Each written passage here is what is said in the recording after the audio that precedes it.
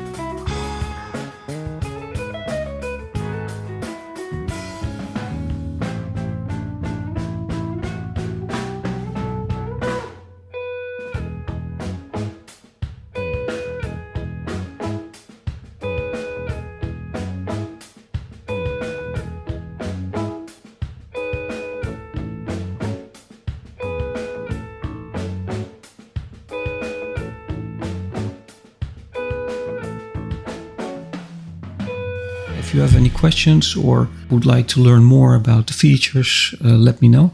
I'll make some follow-up videos for you. Take care now.